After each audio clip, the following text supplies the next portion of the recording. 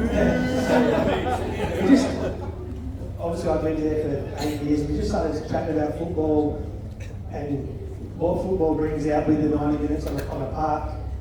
And we were talking for ages about the community sense that comes with football, right? And honestly, God, I was sitting at my table earlier and Izzy was up doing his speech, and I said, the penny dropped, and I was like, this is my first Cosmos night in 11 years. And I looked around the room, and genuinely I was looking at the same faces I did as a 14, 15-year-old kid. It was absolutely amazing, like the Claxons, the prayers, all like the families that like the lifeblood of this club. And honestly, God, I was sitting there, I was like, fucking shit, my language, outstanding, right? You look at what I remember being real proud about as a kid with this club. It's full of working class people, right? You can give Mandra Coburn all the fucking money in the world and they still play in the same league as us. And honestly, God, I think everyone in this room should be so proud of that, right? The same faces rock up year after year.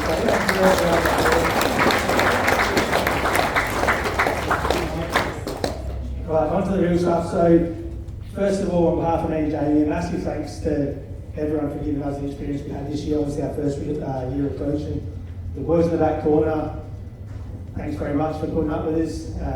Worked hard all year, which was brilliant. The committee, Aussie, kind of backing us to give us the job. Sincerely hope you learn from your mistake. I spoke to Lee Claxon earlier in the year, and just on a personal front, I'll forever be apologetic for the way I must have been at that age, because I must have been an absolute bastard, so big apologies. Going into the season itself, what our journey was, I remember one of the first nights of pre-season, Jamie asked the boys to make a circle, and we were met with this shape. Actually, I can't even say it was a shape, we were just met with this thing.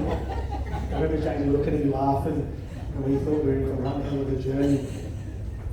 About 3 weeks after that, we thought we'd crack parenthood. Generally, I said, how do you get 20, 16-year-olds to shut up? You just put a ball in front of them. Honestly, God, we couldn't get them to talk to each other, but we kind of chipped away at that. On to the season itself, despite rumour, speculation, and an extremely long-winded email, me and Jamie set out to take on a really young squad. And the purpose of that was for the development of their club. We wanted to get a team full of young men that would stay in their club for years to come and kind of be the future of the first team. So we knew what we were getting into, young boys, and me and Jamie kind of spoke about success and what success would look like. Not only did we want to be competitive on the park, we wanted boys. We said if one player gets to the first team squad by the end of the year, it's job done. Absolutely ecstatic. Sean Pritchard making his first team debut at 17. Lockie Devine must have been every first team squad part one. Ralph at 16 trained with the first team before going on an international football tournament in Sweden. Martin trained with the first team at 15, Stephen at 16, Ethan at 17. Fantastic, right? I think every player in the 18 squad started the game for the Rezzies by the end of the year. So for me and Jamie, the development, that's not down to me and Jamie, that's for the boys working hard, being recognised for their hard work. We couldn't have been more happy with the way that kind of turned out for the season. On to the competitive side in the park.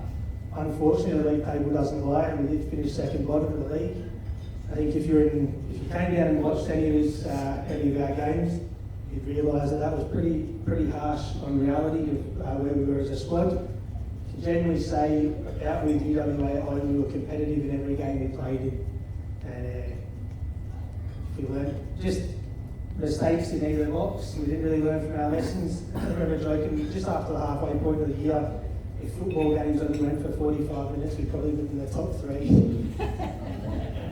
The ones laughing in the room definitely came and watched us every week because the second half was complete suicide.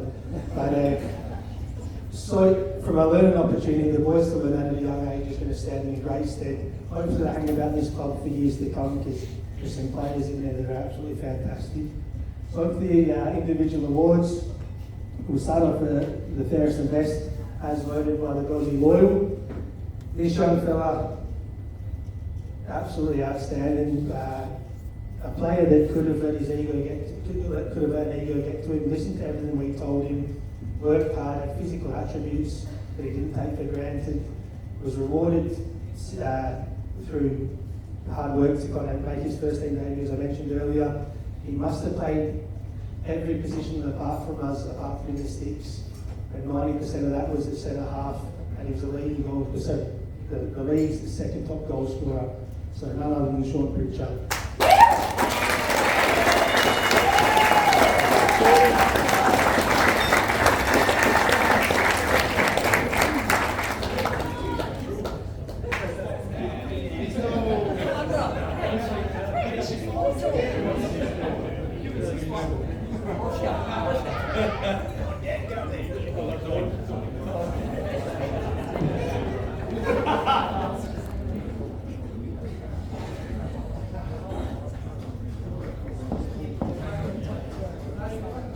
I get a box of tissues when I go to the bar.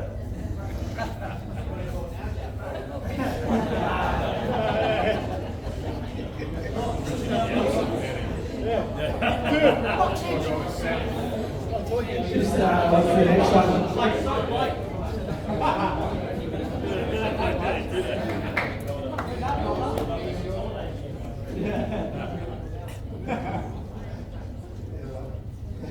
This is Jamie's goal. So this trophy here, probably the most prestigious, as voted by amongst his peers. It's none other than Sean Pritchard.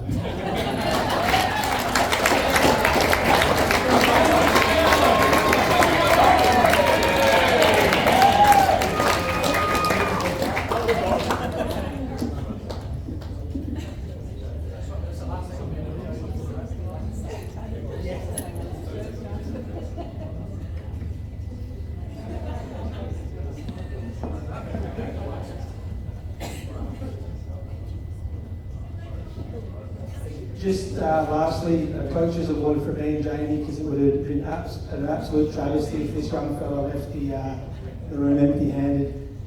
This kid is probably my favourite player ever, right? He's 16 years old with a 25-year-old football game in his head. He's absolutely outstanding. Aussie, I swear to God, you need to get this kid in a 4-year deal before you lose him, because he's a future Scott Pereira, right? So, Stephen Grubber.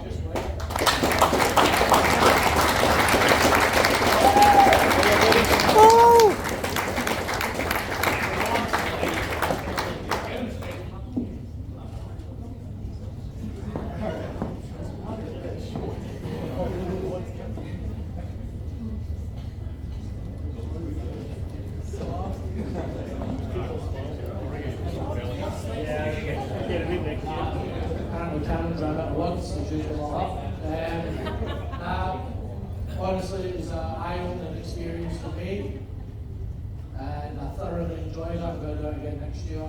Still working on Cameron, but if not, we'll try and get somebody else in to help out. Let's see you next season. Thank you. Cameron, back up.